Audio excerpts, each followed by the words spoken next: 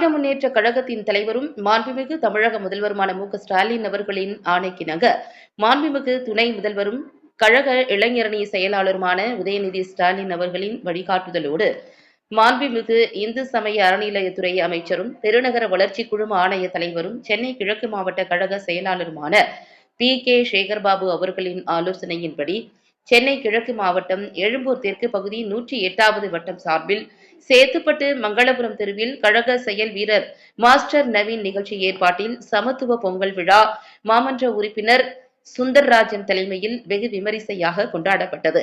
இந்நிகழ்ச்சியில் சிறப்பு விருந்தினராக எழும்பூர் தெற்கு பகுதி கழக செயலாளர் சுதாகர் கலந்து கொண்டு அப்பகுதி பொதுமக்களுடன் திராவிட மாடல் அரசின் சாதனைகளை எடுத்துரைத்து சமத்துவ பொங்கல் விழா கொண்டாடி தமிழர் திருநாளாம் பொங்கல் வாழ்த்து தெரிவித்தார்.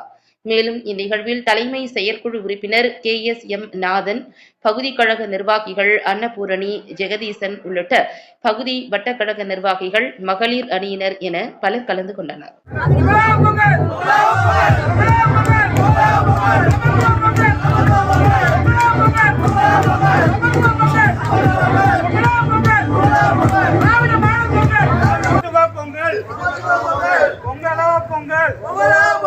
திராவிட மாடல் பொங்கல், பொங்கலோ பொங்கல், தந்தை பெரியாரின் பொங்கல், பொங்கலோ பொங்கல், பேரறிஞர் அண்ணாவின்